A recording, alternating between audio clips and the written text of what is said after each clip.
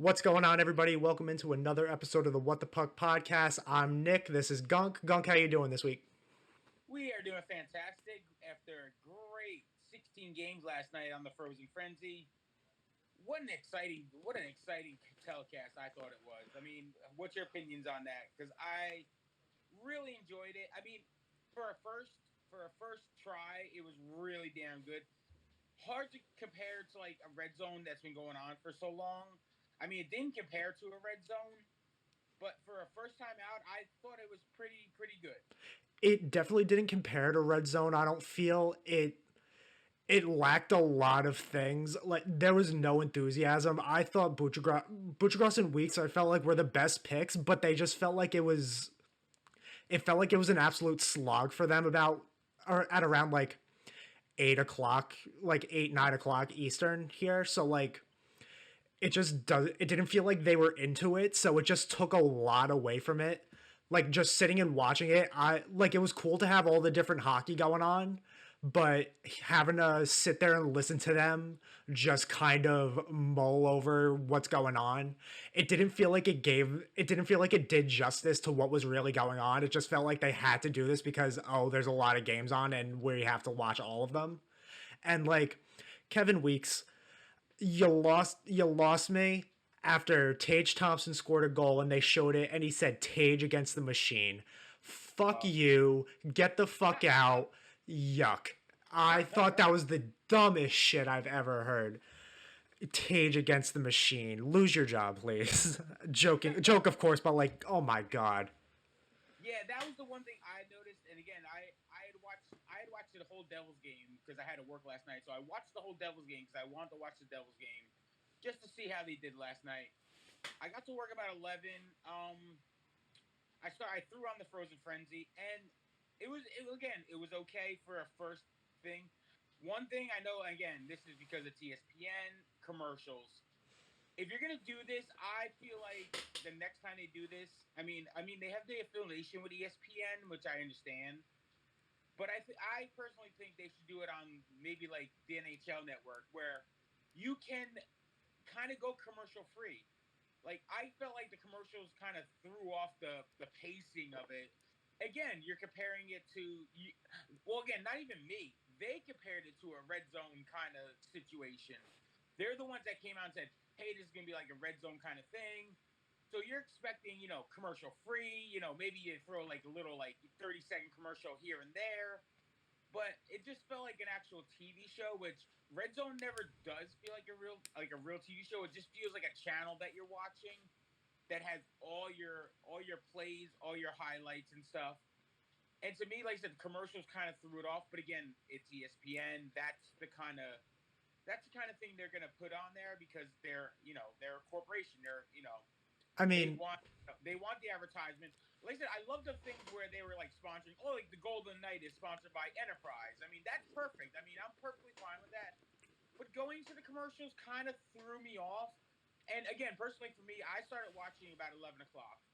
So what I saw was a horrific. And I understand the chicken parm thing. I get it. Hockey fans, I love it. If you watched it, maybe I think it was like 11:30 ish. They had hold on, what chicken parm thing? I'm not aware. All right, so but again, this was about 11:30, 11:45. The games are slowing down. The West Coast games were kind of just starting up and going, and they had this like weird like and it I can only describe it as like a typical ESPN segment, an ESPN segment that you would watch on like Sports Center or like one of the pregame shows on football, where they did like, oh, here comes PK Subban comes in. He's got the chef's hat on. He's got the plate of chicken parm. He's got the plate of pasta, and they're doing like this like 5 to like 10 minute like almost like skit where, oh, look, chicken parm. I actually ordered it for you. And I mean, to me, I could. The games are on. It's not like they're all in commercials.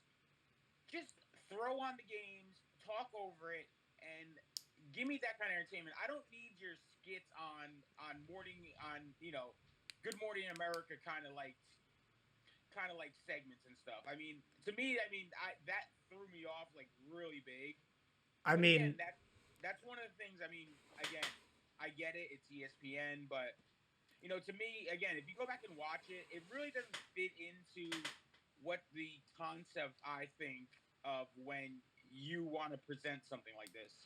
I mean, yeah, I guess, but like even going back to like the commercials and everything, just to try to rein this back in. I mean, like there's there's ways to do it. I guess. I mean, you could do picture in picture with commercials and everything, but like there's ways to do it, and I guess there's ways not to do it. So I guess I can understand you feeling like it took away from it, but personally I don't think it matters too much.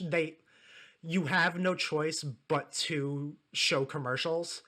Of course. You're never going to get around that. So even having to do it, I mean, to say that if that they shouldn't, I mean, that takes away from a lot of different things that these broadcasters need.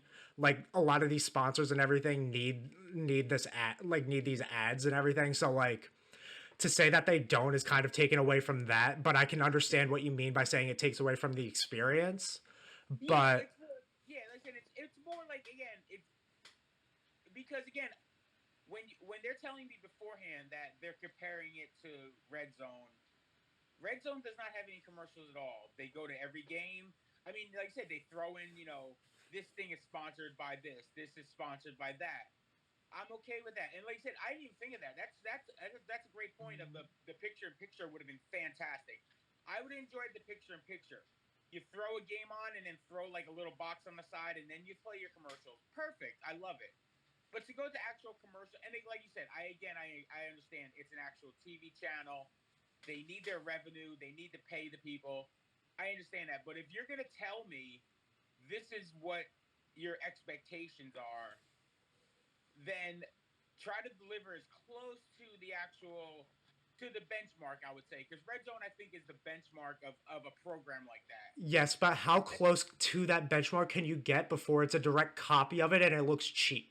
Because I feel like that's what the NHL needs to avoid is making it a direct. Yeah, it can be similar, but the NHL will always find a way to mess it up and it'll never be directly similar, which I guess for this situation is fine because if not, you're just going to make the exact same thing and people are going to say, "Oh, well, you didn't do anything original. Like you just copied what the NFL did because it's good." Like I guess it's just it's a good concept, but I feel like they needed to do a lot more than just, hey, here's a random Tuesday at the beginning of the season to try to make this work.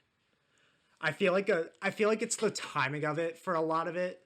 That was my issue cuz like yeah, there was every game on, but games were going on for the entire day. Like the first game was Toronto Washington that started at 6, and the last game was what Philly Vegas, and that started at like 10:30 Eastern. Actually, yeah, that started at 11. Actually, it started right. Yeah, as soon as I turned it on, it was just starting. That like that's I understand they want to have games all day, but like even with the NFL, they know how to stagger times just enough to where they have blocks of games, but it doesn't feel like, oh my god, there's games going on until like people need to go to sleep. Like a game starting at 11 for the East Coast is ridiculous. I hate the 10 o'clock starts.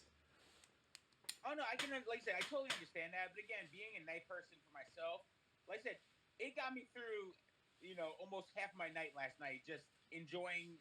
Like I said, I enjoyed watching the Vegas Philly game. It was an exciting game. I mean, what a comeback by Vegas. I mean, I thought they were in the dumps. I thought they were like, wow, you're gonna lose to Philly, and then two. Did you see the goal to tie the game? Was ridiculous by Colton Cotton, I think his name was. Oh my God, No, I what haven't. a Oh, you got to go back and watch it. The tying goal in the Vegas game. I I think it's Cotton or Colton. Again, I should have looked it up before. I didn't even think of that. No, you're But yeah, good. Ryan Collin. But yeah, he put a pass between his. He got over the defender, passed it under his legs, through his legs, and beat Carter Hart like really bad to tie that game. And I think it was only like maybe like 5 or 6 minutes to go in the game, and they were pressuring. They put the pressure on. They were putting the pressure on, and finally, this guy broke through with that goal, and then scoring with 30 seconds to go just to win the game. I mean, it must have demoralized Phillies because they came in again. One Oh of the my surprising god. things. I just Oh, what? I just got it Oh, pulled up. I Oh did. my god. Ugh. What, That ugh. you didn't My like that? god. No, that's amazing. Whole That was cuz he meant ridiculous. to do that. He meant to do that. And Yes. that's what's insane to me about hockey players. And like I'm sorry for this for the drastic turn in conversation, but like That's okay. oh my god, like he meant to do that, and that's what's insane to me is that all these players that pull off these amazing things, like they mean to do this. Like that just takes a different level of like brain capacity and function to be able to just do that.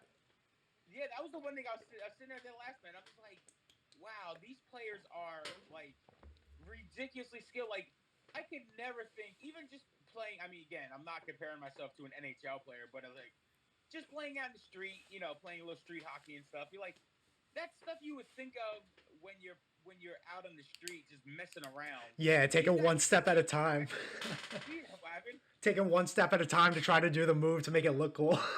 Oh my god, something like that. I would have fell over and face planted.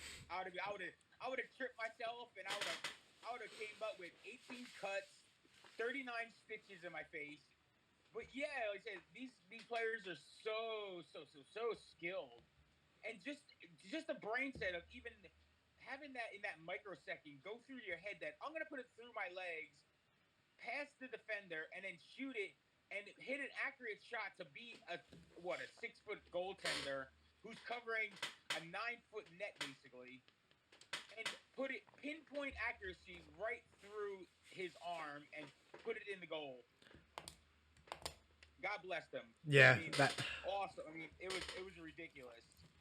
well, there's so many skilled players in the NHL, but there's one that really has been getting on my nerves recently because of a dirty, Wait, you dirty say hit.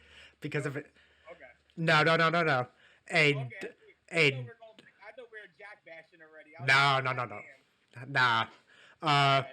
one thing I want to talk about the hit that I sent you the other night, Rasmus Anderson on Patrick Laine, 4 games. He appealed the suspension and it was upheld by Gary Bettman. He'll be suspended for the next 3. I mean, good. He deserved the suspension that he got. Yes, I mean, absolutely. he you can go back and watch the video. We can't show it, but like he jumped. You could tell he left his feet and led into line. Like there's no way to try to appeal that. That was dirty. That was a dirty hit. And don't get me wrong, I'm a big hit guy. Like I love hitting in the NHL. That's one of my favorite things. Again, I guess because I grew up on the big hits. I grew Yeah. up on the Stevens. I grew up on the Goons. So to me, like that, I looked at it and I was like, would that even have been a penalty in maybe the 80s and 90s? I mean, No. I'm thinking it. You see, you don't think so? No, it I would think it not. might have been like a little, like a minor, but no way is the guy getting suspended for a hit like that. No, I But mean, nowadays, but nowadays with emphasizing on skills, emphasizing on goals, emphasizing on player safety, that kind of hit is not allowed, and he deserved his 4 game suspension, especially for the head. A lot of sports right now are concussion protocols and all that stuff. You just have to be smart. You cannot hit somebody, especially if you're leaping at it off your skates and hit somebody in the head, straight in the head with your elbow. I mean, it's just not allowed anymore. I mean, like I said, I like the toughness of it, but again, I can see where he's coming from. But in this NHL, he deserved to be suspended, and I am sorry. I mean, It was in this day and age, it was a dirty hit. I don't know how you could see where he was coming from at all. I mean, I even with how hockey used to be and how physical it is, that's greaseball play. I mean, that Yeah, should no. that should never be anywhere. I mean, I could never sympathize with a prick like that. To I mean, don't get me wrong. Like I said, he's probably one of those guys. If he's on your team, you love him, and if he's against you, you hate him. I He's mean, almost like I never heard of the guy.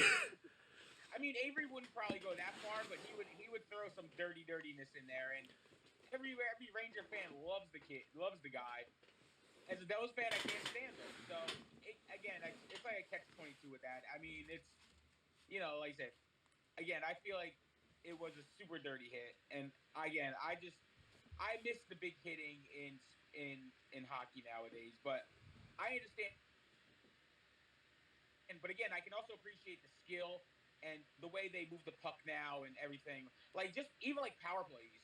Like I don't remember seeing in like the 90s, even 80s, 90s, early 2000s, the play where you're on a power play, you go back, they dump it out, they come back, and then they do the rush. Now they drop the puck back, and the people running, the defenseman brings it to their blue line and dumps it back. And then one of the forwards go forward with it full steam. I mean, like I said, I don't, again, unless I'm just blind to it, I don't remember ever seeing that back in the day, and I find like that's a good, exciting play right now.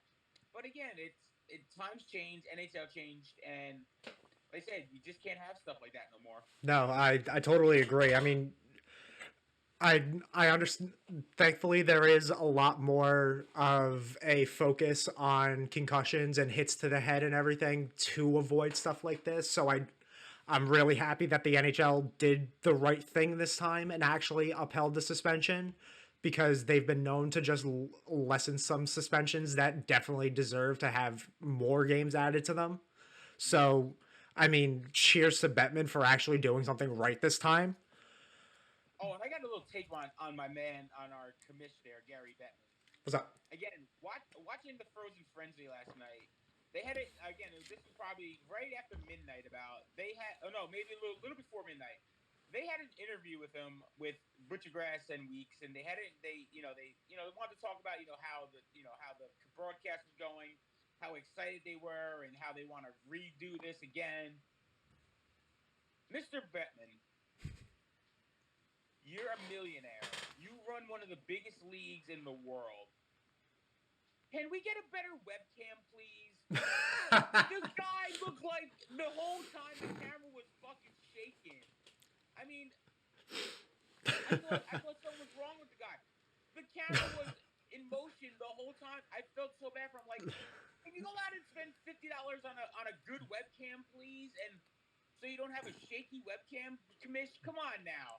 You're running one of the biggest leagues, and that was one of the things I'm sitting there watching. I'm like, is my phone okay? Because this guy is like shaking. Everyone's got this clear picture, and Bettman's shaking on his camera. I guarantee you don't see Roger Goodell has a shaky webcam when he's doing an interview. I guarantee you that. So, Mr. Bettman, I would invest in a new web camera. Please invest in a new web camera. I promise you. Something that I got written down here. I was looking at it yesterday. Toronto, Washington. Toronto won 4-1. But the one goal for the Capitals was Alex Ovechkin's first of the season. The grade 8, baby. On the power play, it was his 300th power play goal. And it was also the 3,000th power play goal in Capitals franchise history. Congrats to him, man. Shit. That was a beautiful, man. He tipped. What a tip that he put in. Oh God, yeah. It was beautiful. I mean, he literally he didn't have to do much of anything. That puck went right to his stick, and all he had to do was just tap it past him. Yeah, I'm pretty sure he had one earlier in the night taken away too. To see him get his first one. That was a robbery by Wall last night. Oh my God, did he rob that? He had half the net, and Wall just robbed him of that goal. Yeah, I mean to see him get robbed like that, and then to get his first of the season after that. I mean, I'm happy for him. I want to see him get that record sooner rather than later, because I feel like that's what the Caps organization and the Caps fans are really looking forward to right now with the way the season started. But another thing that I had with that stat with the power play goals is that goal accounts for now Ovi having 10% of all of the Capitals power play goals in franchise history. Wow. Yeah, I need. When you were saying the numbers, it sounded because the threes. I was like, that sounds like what. God bless him, man. One of the greatest players of all time. Yes, Again, one of those again being in the same division with him. It's hard to watch because he always beats your team, but you got to give it up, man. One of the greatest players of all time, right up there, probably top three, top four of all time, in my opinion. absolutely, I agree. He would go And on my he's just a cool, and he's just a cool dude. I mean, yeah. I've heard He's interviews from.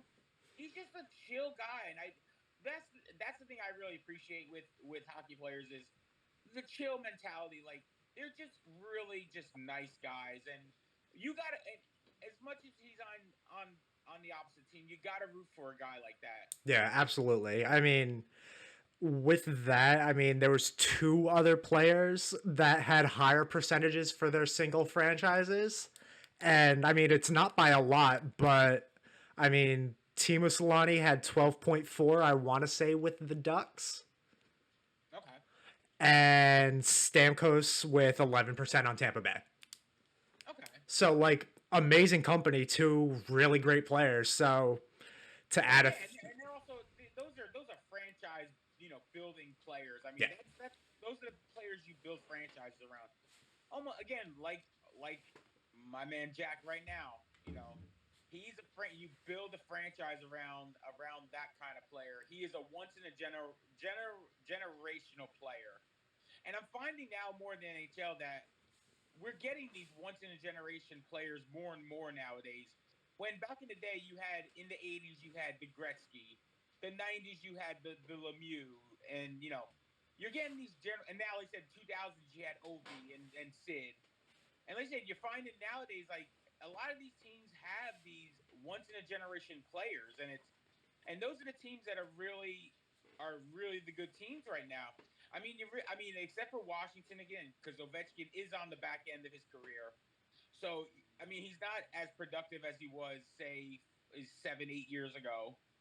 But you got to have these you got to have that one once in a generational player if you want to succeed and advance as far as you want to go with your franchise. yeah. I mean, there. I think the reason behind there being so many of those players now is because of Crosby and Ovechkin. They're they really paved the way to a lot of these kids seeing what you can do in hockey, like with the skill that you can get, with the speed, with the strength, and not even just physical strength, just putting some power behind a shot. Yes. They they're seeing all this stuff and thinking, okay, let me start playing like this. You're gonna get more and more of these players that are super good, and then you're McDavid's been in the league now almost 10 years.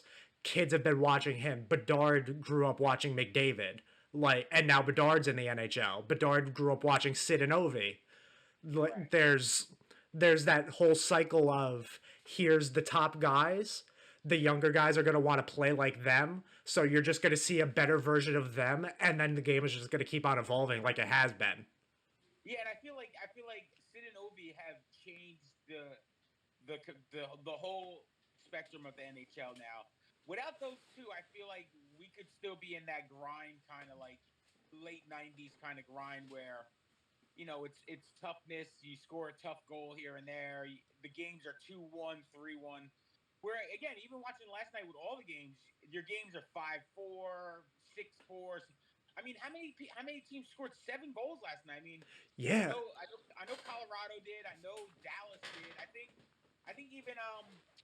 even Minnesota got up to 7 because with the Hartman hat trick last night. they did. Yeah, they won 7-4. Shit. Yeah, so you're getting just a lot more goals nowadays than you did back in the day. But again, it's the feeling of the generations. Like somebody like me that's in their late 40s is grew up on the toughness, the 2-1 games, defense. Clear that puck, fundamental games. Where now it's more, it's you still get the fundamentals, but you get the skill players. And when you see the skill players come out on the ice, you get excited because you're ready. You think anytime that any one of them is on the ice that they can make a tremendous play and score, or pass it and get somebody else to score. Absolutely. Like, especially like I said nowadays, it's a big thing too. Is the I at least from the first couple weeks now the NHL season dynamic duos. You Yeah. got well again McDavid. Let's you know hopefully he gets back in a few weeks. Poor McDavid. I mean shit. He was gonna be on a roll and then he got injured and now Edmonton is like in a tailspin right now. But he's got him and Draisaitl. I mean, you got Jack with basically Brat. You got Mika and Kreider, baby. Mika and Kreider. Can't forget Mika and Kreider. Hey, look at that again. You want it last in AHL. Scored another goal last night. We'll talk about it. We'll talk. Okay. I got it. We'll talk about that. Okay, I was just saying, bringing you up. You're the one that brought it up. But yeah, it was you gotta again. You have the once in a generation player, but then you have that other player that plays with them that maybe is not as good, but always benefits from that special player. Mm-hmm. I totally agree. I mean, there's been so many that you can even pick throughout the history of the NHL. I mean, oh, absolutely. like you could look through so many and see how many great ones there were. But yeah, I mean, I feel like a lot of teams need that duo to really help build a good foundation in the locker room. Because like if new players coming in see that, I hate it, that bromance, that bromance, fancy words again, bromance. Oh and they see that and it's like, okay, like I could see what the vibe is around here. I really like that, so I'm going to start getting a lot more comfortable a lot quicker because they can see that everybody else around them is like that. Absolutely, yeah, no, I agree. And again, even like I said, even back in the day, you figure the big stars, Gretzky had a Messier with him. Mario had Yager with him. Ovechkin had what the hell is his name? See, he's not even remembered. Backstrom. Backstrom, yes, that I knew it was something like that. I was thinking Backlund from like Bob Backlund. I don't know. It's one of those things like you just see, it's like you see a name and it's like it automatically goes to somebody else. And yeah. Backstrom just seems to be a Bob Backlund, like he's like in the 80s and 90s jumping around the ring, being all crazy. But anyway, but that's just my stupid little shit there. So anyway, yeah. Anyway, the Frenzy, how far did you watch it last night?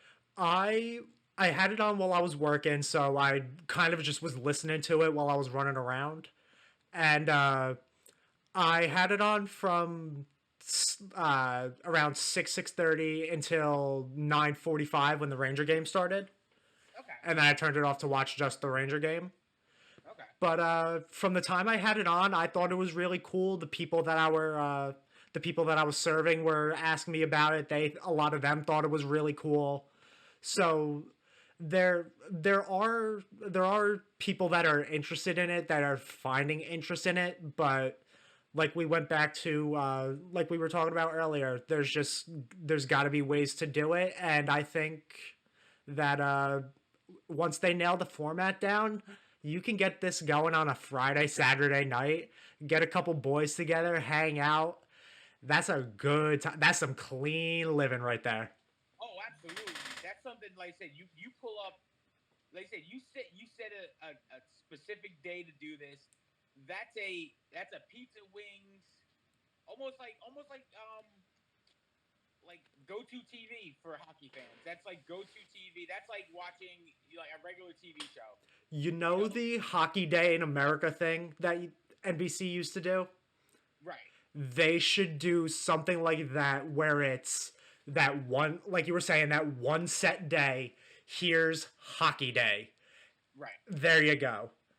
Oh, no, absolutely. Because, like, honestly, as like we were talking about, Frozen Frenzy, dumb name, wasn't bad, but wasn't bad. It's one of those names that kind of grew on me. Yeah, it grew on me too. Like, seeing. I got it. When I'm wrong, I'm wrong, and I will admit when I'm wrong. You know what? I'll admit it too. I saw it as in logo form. The Blue Jackets posted an advertisement for it on their Instagram and posted it had a logo on the top of it showing Frozen Frenzy, and that's when I thought it actually was all right, this is good. Like I can respect it now. It doesn't feel like a child made it. Right, exactly. It was one of those. Once you got into it and you understand what it was, I the name didn't bother me at all. I mean, yes, again, being ESPN, they're gonna just throw it down your throat. Yeah. Just Frozen Frenzy, Frozen Frenzy. So again, it's kind of subliminal messaging that you hear it so much, and it just automatically goes to your head like a red zone, like red zone. When you bring up red zone to somebody, it's like, oh, I know exactly what that is. Red zone is what it is. That's exactly what it is. So I guess they're trying to build that name up to almost like a red zone where the next couple times they do it, you know exactly what you're getting. Yeah, I mean, It's building the brand of it, basically. yeah, I agree. I feel like they need to really get that brand going more. And honestly, they did a like I keep saying, they did a really good job of it. I mean, there was a lot of engagement from fans on social media. They were trending on I can't call it Twitter. Uh, it's Twitter. uh, for me, it's grandfathered in as Twitter, so it's Twitter. But yeah, it was everywhere on Twitter. People were posting it, talking about it. So I mean, it was it did its job, and I'm proud of the NHL for being able to do something like this. It takes a lot. It genuinely, because it's a whole production. Right. As somebody that has had to put on productions before, it is difficult and stressful. So I can understand why it may not have been up to par for a lot of people, but it looked like it was genuinely on the right track, which sometimes with the NHL, you never know if something's on or off the rails. And most times it's so far off the rails you can't even find the train anymore. It's in the Dagobah swamp, that train. Like I said, I enjoyed it for what it was. Now, the only thing with that is and again, I being on ESPN Plus last night, like I said, a lot of people watch it on ESPN two, which is good. That was the one thing I had. One criticism I had. Again, this was going, again, being a night guy and working at night and watching it the last couple hours. They cut it off at I think it was 12, maybe 12:40, 12:45, and there were still two games going on. I mean, they could have finished it off. That again, No, they couldn't actually because oh, they couldn't. Okay, yeah, because of broadcasting rights specifics. okay, They are the Red Zone does the same thing. I believe yes. they'll have like one or two games left, and they'll say they'll Yes, just. the red zone. I know because again, I usually watch red zone every week. Mhm. The red zone, the red zone rule is once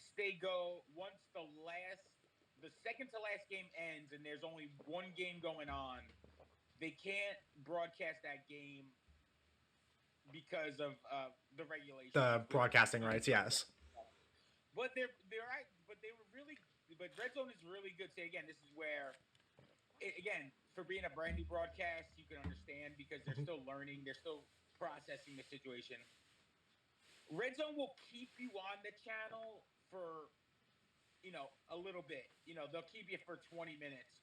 They'll go over highlights. They'll go over things, players of the day and stuff like that. And they'll keep the channel going and they'll keep you updated. Where I feel like last night they kind of was like Butcher Grass and Weeks were like, all right, well, time is up. We're gonna go. All right, go over to ESPN to catch the end of the Vegas Philly game, which again I was okay with. Oh, that was the other thing too. I appreciate it was that's what my point was going back to before. ESPN did a great job with having all the games on the ESPN Power Play package. Basically, Yes. you get your ESPN Plus package. It was nice that you were able to go to your game. I mean, being local, I just watched my MSG feed. But for me, like I said, I appreciated that they had every game that. So if you want to watch the Frozen Frenzy, if you're not really a big fan of a team, like you have one specific team that you always watch, that you can go to Frozen Frenzy and sit and just leave it on like Red Zone. You can just leave it on and watch, all the highlights, all the power plays of every game. Or you can, if you were like, oh, my game, like you said, like your game started at what, 9:45, I think Yeah, it was. That you can watch it until 9:45, and then click over to your game and enjoy your specific team. Because exactly. again, that's exactly what I did last night. Was I watched my Devils game on my MSG feed because I wanted to hear my guys. Oh, by the way, were you watching it during the Devils broadcast? Did they have the Montreal feed or did they have the Devils feed? They had the Montreal feed for most of the Oh, they time. had the Montreal feed. Yeah. Were they in French? Was it in French or was it No, it was English. Okay. They have No, to. just because I remember the preseason game, the first preseason game this year. It was when I tried to find the stream online for that Montreal Devils game. It was only in French, and when the Devils scored, like I said, I saw the word "but" come up, and Yeah, I remember that. I was like, "What is butt?"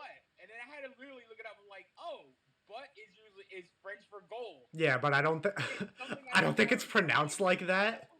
I genuinely don't think it's pronounced like that, but yeah, it's same idea. I'm a dumb American, so what do you want from me? Give me a break there, Canada. French Canadians, give me a break. Canada? Canada, yes, Canada. In that terms, it's Canada. French Canadians. All right. If I see the word but, if I see BUT or BUTT, I'm just pronouncing it but. I know Butte, Montana with the E, but I'll still call it but. So it's all good. All right. And also I'm a child at heart, so whatever. That's fair. All right, let's get into our teams a little bit. We've been talking a lot about other stuff going on in the NHL. Excellent. But I'll start off with the Rangers. They're starting I don't want to say they're on one. They're starting a little bit of a streak now. They've won their past two. The other night they won 4-1 in Seattle. I mean, it was Quick's first start and first win as a Ranger, so I'm super happy with that. I thought he looked super solid. I mean, he looked really good. I wasn't able to watch the entire game because I had to go to sleep because I had work in the morning because I'm lame. But from what I watched in that first period, minus the 11-minute delay in the first period. Oh, you mean the self-sufficient arena that lost power? Yeah. Yeah. And so after I saw what was it? Was it Quick that made the comment of I thought this place was like self-sufficient. Yeah. Lights go off. Panarin was making comments too. He was like, "Oh yeah, I like when it's dark. It makes it harder for the goalies to see. Keep the arenas dark." And I was like, "I mean, just shoot the puck more, buddy. You have been, and it's been going in. It's been working. You know what you can do. Just shoot it, bud. Please, just shoot it." But at the end of that game, 1 goal given up, 947 save percentage. I was super happy with it. Panarin had 2 goals in that game. He got his 3rd of the season after that. Laffy with the 2nd of the season in that game. I mean, just absolutely amazing to see where he's been getting to. He, like you mentioned before, with me wanting him to go to the A and me saying that, he's really been shutting me up, and I have been loving it. It has been amazing to see him shut me up. One of the best things is crapping on a player that's on your team, and then they come through, and then you just cheer them. That's one. It's heartbreaking. You kind of enjoy that humble pie that they feed you when something like that happens. It's like, oh, that's awesome. Oh, I'm so stupid. Why did I say that for? I mean, I loved that I said it because I wanted him to just be one of the best players on this team. Peter Laviolette has done a great job with the lines and his decisions on making the lines what they've been. I feel like he's rolling 4 lines that really know what they want to do, what their objective is. It's not just get puck, put puck in net, I score, we celebrate, rinse, repeat. Like, there's system to it. There's definitely a better style of play. I feel like there's a lot more confidence that's starting to show in their game. So I feel like even with the lines that he's made, Loff, Hedel, and Panarin, that's been amazing. You give Loff the playmaker that he needs. Panarin can shoot the puck off of knife passes from Hedel. Hedel can do everything on his own. there's just four different lines of guys that can rotate out, do really good things, and be able to close out hockey games. And you've been seeing that recently. And I want to add, the addition of Gustafson has been tremendous for this team. I mean, every time I look at the highlights, he's helping. He's helping on the power play. He's helping in special teams. He's helping on. I mean, Yeah, he had 2 points last night. yeah, and I could feel like Gustafson was a really good signing for them. And again, it didn't cost them much at all. And like I said, it really fits into their system that they want to play for this team. Yeah, I mean, I really liked his play when he was over in Toronto last season, the past couple seasons. I always thought he was a really good depth player that could bolster a third pair or even a second pair if you needed to. And I feel like he's just been proving that he can if he needs to step up onto a second pair with the Rangers if he really needed to.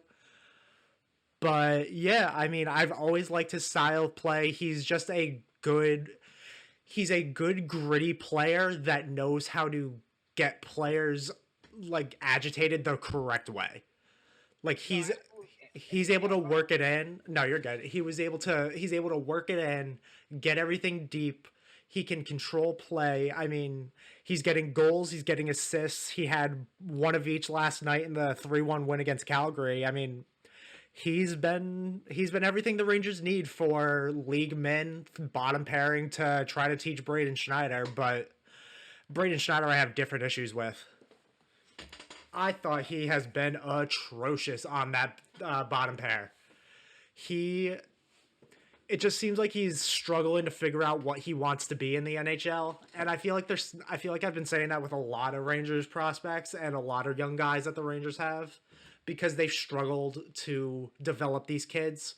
So it's rightfully so that I'm saying this stuff, but like even then there's I understand he's not been in the league for a while, but he's got to be able to work for something else with the amount of NHL caliber players he has played with. I mean, granted, he's played with the likes of Ben Harper, Eric Gustafson, people like that, but like he's had other people around him that are leaps and bounds better than him that can teach him what to do. And it just doesn't seem like he's picking up on it. There's some plays where it's just like, okay, he's getting it. And then the next time he's thrown it up the middle, turning it over on a breakaway, scores games over and overtime because they put him out there. So it's just like, it's a catch 22 with him because I feel like you can never really win because you're either getting the first round pick that you used on him or you're getting somebody that should have been Mr. Irrelevant, last pick of the draft. Everybody go home. Don't remember this kid's name. Right. And and you always had that one player on your team that you always feel that way with. Again, like last couple of years, it's been Severson for me. Mm-hmm. It's one of those like last year with the overtime goal against the Rangers. You're so excited. Yes, he's our guy. Severson, you did it. You got that goal. All right, kick ass. And then it's like next game, it's like turnover, goal for the other team, and you're like, oh god, I hate this guy. So you always have one of those players on your team that they just either are feast or famine. It's either oh my god, this was awesome, or oh god. I feel like Devils fans right now feel like that about Brendan Smith. That Yeah, that's the new David Stevenson for the Devs this year. I can I can agree with Brendan Everyone Smith. blames Brendan Smith for everything. I mean, yes, he did. He had that one turnover in the other game the other night, which was really horrible. But I mean, I feel like he's played a solid season. And yes, he's not one of the best players or one of the best defensemen there, but he's a really solid defenseman. I mean, he's a former Ranger. I mean, he's played on different teams. I mean, especially when he's paired with Jack. When he's paired with Luke, you need for a rookie, you need somebody a gritty veteran on the other side of you to help you out in certain situations. And if you watch the games, you can see that he's helping Luke develop his play. Like I said, Luke's gonna develop into an offensive defenseman. Nobody denies that. What a beautiful goal he scored the other night. on the power play, and it was you need somebody like a Brendan Smith to like again not scoring goals, not scoring, but just leadership, veteran. I don't it's the word veteranship, but have just a solid veteran with a young player just to teach him the ropes. And I feel like so far in the season, that's how Brendan Smith has been rolling this year. So Devils fans, don't crap on Brendan Smith. Give him time. He's fine. You got two solid defensive pairings. Let them be. I agree. Brendan Smith was always one of those like very polarizing players for me when he was on the Rangers. He was either super on his game or so bad that he's unplayable. He was unplayable. I could name 5 different players. I could name a loaf of bread that could play hockey better than Brendan Smith in some games.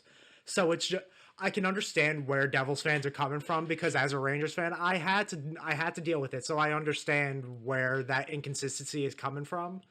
No, But absolutely. don't forget, he's an up and down player. He can play on the wing or he could play on defense. So trying to switch in between that offensive defensive, it can be a push and pull. It can just be a weird tugging situation, and it's just never gonna. I don't feel like it would really. It doesn't really work for certain styles of teams. So like it's probably not working now, especially with what the Devils may have. So like it's you got to give him a little bit. He's I one of those players that's got to warm up. Yes, I totally agree with that. I mean, like I said, I've seen him play before. I've seen him play really good. I've seen him play really bad. Sometimes, again, players are just off some nights. Some nights it's just not working for them, and you just got to learn to work through it. And I feel again, see that's where I'm going back to with that feeling. I feel like he made that mistake. He gave up. He didn't clear the puck. He let the God damn, who the hell was it? I don't even fuck. Sorry, my brain's going today. Anyway, yes, but he turned it over, gave up the goal. But he also, if you watch the rest of the game, he was strong the rest of the game. I mean, sometimes people make mistakes. You make a mistake. He learned from it. I thought, but again, I guess fans are not gonna see that in the long run. Yeah, they're always gonna look for the one thing bad instead of all the good. So like, I can understand that, but it happens. He's still a good, serviceable player when you need to call upon him. So Well, it absolutely. happens. And he's on the third defensive line, the Yeah, third defensive team. He's not your 1-2 defenseman. I mean, he's just a solid player, and yeah, and and I just don't see all the hate for him. I look at Devils boards all the time, and they're again they just moved their hate from Severson now to Brendan Smith, which I feel like is not fair to Mr. Brendan Smith. Keep doing what you're doing, brother. If you hear this, keep doing what you're doing. You're doing fine. I'm a fan of you. Do your thing, bud. you got Gunk stamp of approval. There you go. Uh, we can let's talk about the Devils real quick. We before we get ready to wrap her up here because we're starting to get to that time. Okay. Last night they won 5-2 over Montreal in Montreal. I mean, Toffoli had a hat trick. It's looking like Oh yeah, shit against his former team. Good for him. yeah. No, good solid game last night. Good all around. First, after watching the first 5 games, first Devils game, and as in Devils game, I mean the way they supposed to play. Mhm. Score goals, play solid defense. Vanacek was sick last. Yeah, it was Vanacek. Vanacek was sick last night. I mean, like I said, the problem with this team is goaltending. They're not top goaltenders. They're not top tier goaltenders. But with the offense you have, you can win with this team. Again, that's another thing. Don't get on the goal. You don't need. Again, I was a big during the summer bringing Hellebuck, bringing a big goaltender, and this team is going crazy. I feel like the the goaltending tandem of Vanacek and Schmidt are going to work itself out just fine. Vanacek's a good, solid. one B goalie. Schmidt is only 23. Give him time to develop. Yes, he gives up the easy goals sometimes, but he does make some tremendous saves out of nowhere. Where the other night I was like, where did he even come from? He had a wide the guy had a wide open net, and he just slid across and stoned them with his skate. I mean, you got to give these guys time to develop, Yeah, no. especially with the case of Schmidt. You got to give him time to develop. You saw his potential last year in that playoff series. Hmm. You saw, yeah, I know. Well, you saw what he can bring to the table. He's 23. Give him time to develop. Yes, he's not going to be the best goaltender. He's not winning the Vezina anytime soon. But with the way this nucleus is, you just have to learn they're going to outscore. They're going to have to just outscore everyone in all these games. They're going to have to score 4 to 5 goals to win most nights. But again, with the firepower you have on your top lines, with Dougie at defense, with Luke when he develops into an offense, when they finally bring up Nemeth, when I mean he's an offensive defenseman too. You're gonna have all this offense.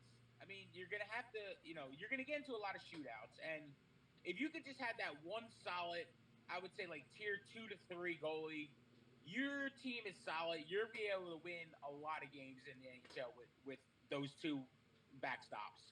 I totally agree. I mean, the season's still young, but we're really looking forward to getting more action as we really get deeper and deeper into the season. We are, I believe, ready to wrap it up here, gang. We've been talking for another lovely hour like we do every week. We'd like to Thank really thank you all for listening to another episode of the What the Puck podcast. We will see you next week. I'm Nick. He's Gunk. Everybody have a happy, safe Halloween. Love y'all. Peace. Love, peace.